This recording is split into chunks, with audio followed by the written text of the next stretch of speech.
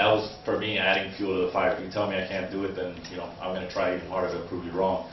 And that was for a security contract at Miami International Airport. And 6 years later, today we're still serving the airport with security guard services. So that was a very, very fulfilling success for us. Like I said, if you tell me I can't do it, I'm going to try to prove you wrong. That's always good. Okay, I'm not going to do the ditto thing, but I do want Marjorie to start with something, because we were having a conversation before us, people who are speaking always do. And one of the things, and obviously a lot of you are here to figure out how to either get additional financing or to kind of get in a position to ramp up your business to the next level. And Marjorie was saying that it starts with the basics, and she wanted to talk about something I think really is important, which is credit scores. So now that, see, you introduced the topic, go for it. All right, I know we're here about cash flow, but it's like, I used to go up to people and say, how are you? I no longer do that. I say, how is your credit? That's the first thing I have to ask people before I get started with them, because it impacts how I handle them as a client. If their credit is bad, then I want them to clean it up. It may be a simple matter and it may be a long-term matter, but without it, once I know that fact, I know where to go with them. So let's assume that we address it first and foremost. And then there are some options that I have for lending. I can go to a microlender where credit is less important, the amounts are less, the interest rate is higher, but there are microlenders that will lend to people whose credit is iffy. My objective is always to have them grow up and be big boys and be able to walk into a bank and just get a loan. So it's a process. Sometimes you have to start with the more expensive lenders. There's a factor here today, and we know that factoring sometimes can be a resource when credit isn't an issue, but you have collateral, you have contracts, and you can basically finance against these, you can hypothecate these contracts. So there's many different options we have for people, all depending on their credit, but there is conventional financing where you can work with a bank. There's SBA guaranteed financing, which means that the bank looks for the guarantee from the SBA. But I know Althea will give you all the details of that, so I won't go into it. We frequently are on panels together because we work as partners. But we like to think that we have options for everyone. First, once I know your credit and how long you've been in business, that does make a big difference. There are some lenders, some SBA programs that only require 1 year. Others require 2. Some lenders want 3 years of experience before they'll look at you very seriously. But that just gives you an idea of how we get started. Okay, which brings us, of course, to Althea. When the SBA looks at a business, what are you looking for in terms of deciding whether or not you feel like you can financially guarantee that loan? Well, the banks are the ones actually making the loans, and so what they're looking for are what's commonly known as the 5 C's of credit. Whether you have a decent credit score, can you cash flow this loan, can you afford the loan? Because if you can't afford the loan, then you're not going to get the loan. That's commonplace. They're looking at collateral. They're looking at your capital position. How much are you putting up? How much are you risking? When you ask them for $100,000, how much are you risking? And they're looking at conditions in the market right now for your industry. So, because they are obviously risk averse, they're not your partner in your business. You know, they like to run ads about how we're your partner. No, they're not. They want their money back. They want it with interest.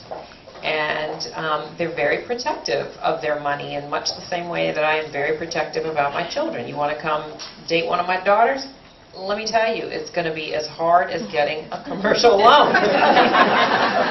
And you know, my husband's going to be standing there with, you know, like polishing his rifle or something, you know, to tell you certain things. But that's what they're looking for. Now, SBA's role in all of this is, if there's one of those 5 things you don't have, just making them skittish. I don't like your collateral position, Althea. You can't really cover this loan. I like everything else, but I'm worried, and our underwriting requires collateral. Then they may say, okay, you know what, we'll take this SBA and ask the SBA to guarantee up to, depending on which loan product you use, 90% of the loan, so that the federal government will step in on the off chance that you don't repay the loan. The federal government will reimburse the bank up to 90% of the outstanding balance. And that has a great benefit for the bank as well, because when they lend money, federal regulations require them to set aside the amount of money that they lend out in a loan loss reserve fund. So when you ask for $100,000 and they give it to you, they have to set aside $100,000 because it's not their money, it's yours and my money that they're lending to you. So when you get an SBA guaranteed loan, though, say for 90%, 85%, 70, whatever, 50%, then they only have to set aside at the 90% rate $10,000, leaving them free to lend more money. And that's how they make money. So they want to make loans, and SBA allows them to do that with a greater level of comfort. And I would just like to share with you some boring statistics that tell you that it is a good time to try and get a loan for your business. We just finished our last fiscal year at the end of September. And overall, loans are up in our programs 3%. And we cover everything south of Orlando, 24 counties south of Orlando. And overall, lending in our programs is up 3%. In our 7A program, which is for working capital, if you need working capital for your business, that program is up 7% in volume. And the only downer is the 504 program, which is for real estate acquisition. That's a loss of about 9%, including a decline in dollars as well as the volume. And I'm sure y'all know that the dollars are, it can be explained by the real estate values currently. And I'd just like to give a shout out to BB&T, who is in the top 10 lenders in our district for 7A, and they are ranked number 6 in 504 loans. So they're up, I think, 28% over last year, so they're obviously interested in lending and interested in lending in the SBA program. So I encourage you to just take a look at what we're doing, how we do it, and if you're considering financing for your business, to give a look at SBA, because we can help you. Okay, Christian, we're going to bounce around a little bit here. How did your company get its start, and how have you pushed it, through a transition when your Orange Bowl client went away? How have you pushed it into new transitions? Well, coincidentally, we just got an SBA loan about 2 months ago. We outgrew our property, and we were able to get the loan through SBA to purchase a property next to us, and it's great. They financed 90% of it, very good rate, and it was fixed for 25 years, which was a big plus for us. Okay, so we've already given Althea a plug. Okay, so what else have you all done? I mean, how have you managed cash flow? How have you sort of gotten over, transition times and pushed to the next level? Cash flow for us is key because, whether our client isn't paying, we still have to pay the landscaper or the janitor or the security guard. They all expect their check bi-weekly. And unfortunately, whether it's in the private sector or the government sector, a lot of times money gets tied up, and we, like I said, the employee, they expect their paycheck. So we make it very clear to our clients, more in the private sector, because the government sector, you really can't tell them what to do. But in the private sector, when we have them sign our agreement, these are our terms, these are our late fees, and we need to stay on top of it. If we see someone, we just started an account, and if they're falling behind, from the get-go, it's a red flag. So, and we're also more cautious of who we're dealing business with.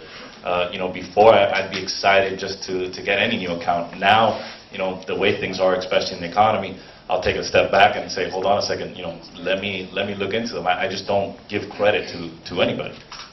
And let me go back to a place that Marjorie started. When you're looking at credit, if you're talking about a small business, a single or two-person owner business, are you looking at their personal credit scores or only at the business credit scores, or is there a compendium? Well, from my experience, we usually don't deal with a firm that small, but we always look at the company's credit. Okay, so let's talk about, you're at a little bit different level in terms of the work you're doing now, Ricardo, and let's talk a little bit about what are the kinds of success models that you see that make you go, you know what, that's an interesting company, maybe that's somebody we can do some placement for or help in some way. I think more than anything, the management team is always sort of first and foremost on our list of what we're looking for. I think that even if you're starting off or if you're small and trying to grow, the best thing that you can do is go out and find the best people in your sector, those people that are very, that are the leaders, that are passionate, and, invite those people to join you either as partners, as advisors, as investors. Keep in mind that the best kind of investor is an investor that can add value to your business. So somebody that perhaps has already been successful within your sector and has either retired or is looking to maybe be on a board. Those are great people to invite, to be kind of your angels at the earlier stages. And those people are out there. It's a matter of reaching out and meeting them and getting to know them. So I think management team is the one I want to highlight. That's really, most businesses are about people. Who's leading the charge, who's managing day to day, who's helping the business grow. So for me, it boils down to people and having the right team in place. And I think somebody mentioned earlier, entrepreneurs a lot of times are inclined to do everything themselves. So knowing when to delegate and how to select the right team, I think is critical. When you were at Rocket, what were the keys to building that into the largest segment, largest player in its segment?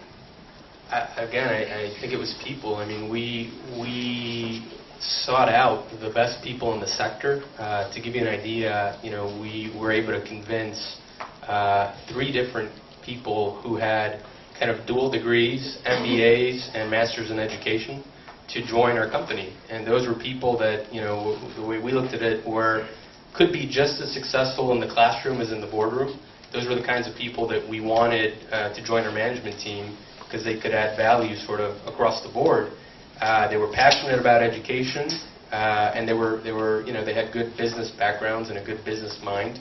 So I think that's probably the best thing we did. Is anytime we were opening up a new region, we wouldn't do it unless we had the right person, and if we didn't feel that person had a sense of ownership, we just knew it wasn't going to work. So the other thing we did is we shared our equity with these people that we attracted to the group, meaning we gave them actual options or sometimes shares in the company, so that if they performed well, they were compensated through equity, and you don't always need cash at the end of the day to hire the right people. I think so long as you have the right plan and the right leadership, it's very possible to attract a great team. Can I absolutely. piggyback on that? I think one of what I heard you say is that you have to really be thoughtful about your business. And one of the things I hear a lot of small businesses say, particularly when they consider venture capital, is, no, they're going to take too much of my business. And so much, I think, of success in business is about how you see things. So that rather than have a cash outlay, you gave equity, which didn't really cost you anything, but it did cost you something ultimately, but it also was an incentive for performance. And so when you think about the ownership of your business, I know entrepreneurs love to own 100% of something. But I want to just put out the idea that maybe it's better to own 80% of a whole lot than 100% of nothing or next to nothing, right? So you might sometimes have to give away a little to get something better. And that's true of all kinds of things, even when you go to pay taxes, right? So many people say, no, I don't want to pay taxes. And my thing is, hey, I don't care if I'm paying a whole lot of money in taxes. That means I made a lot of money. Let's go for make a lot of money. And then, try to mitigate the tax. And then some people are just like, no, that's okay. I don't want to pay the tax. Well, it's about how you see things. And I want to encourage you to explore other options that may take you outside of your comfort zone, may not be something that you were even remotely considering, but that would be beneficial to you. And then I have a question for you. On venture capital, what kinds of businesses are eligible for investment capital? I think It's not a barber shop, right? No. Right, No. okay. I think that usually venture capital or groups that are investing in the private sector generally are taking on risk. So if somebody had a lot of collateral and it was a less risky investment, they would go to a bank who would be happy to underwrite that as long as it met their credit profile. When there's a lack of enough collateral, you're really funding cash flow, the team's background and experience. So there are always, VC and private equity is done across every sector. So there's not just one or two specific sectors that are attracting all of that. It's a very cyclical economy. So perhaps in a market downturn, companies in the healthcare space are still growing.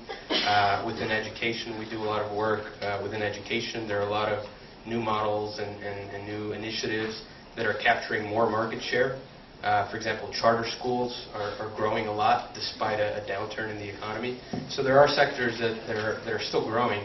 I think that the key is really the team. So when we're underwriting an investment in any sector, it makes a big difference if the people coming to us, although they may not have the collateral, have been successful in another venture. And a lot of times that success tends to repeat itself, which is why I think it's important to align yourselves, even if you have to give up equity, with people that can really add to your team and add to your story. And a lot of times it does, take a team to execute. So eventually you're going to end up having to hire, people and give them equity or a lot of pay. Why not do it early on? And I think it'll really help you get financing and tap into kind of all kinds of different private capital that may not be available. You touched, though, on a point that I think is really important, because there's serial entrepreneurs whose business is really a variety of different kinds of businesses and making them grow. And then there are small businesses where it's really the extension of a personal passion and something that somebody knows a lot about, and they think, okay, I could leverage this into a business. And they're different, so they're looking for different end goals probably. And if you've ever seen Shark Tank on TV, you've seen this thing where people turn away incredible, investment opportunities because they just want to hold on to the farm themselves. Marjorie, in the businesses that you see, and the people, because you're starting with real people who have dreams, what do you tell them, and do you see people that just having the one dream is enough, and that they recognize that, or are they always going for something bigger? Well, remember, the economy we're in right now impacts the type of people that are coming to us. There aren't as many dreamers as there used to be. People would come to us with an idea and see how we could help them grow that idea. But we're realists. You're all realists, and you know that you can't just come up with an idea and expect some fund to be sitting there waiting with a checkbook. It doesn't happen anymore. So we're not getting the dreamers that we used to get. Although we will get some people who have done some of their homework, they're ready to get started in a new venture, perhaps they lost their job, and they're thinking of going into business themselves. They've had experience in the field. So I value that a great deal, if you've had experience. But when you were talking about venture capital, listen, sometimes it's better to own 10% of something. Forget about the 80%. If you come to me with an idea and you really haven't developed it, it's not worth much more than a telephone call. So don't expect somebody to give you even equity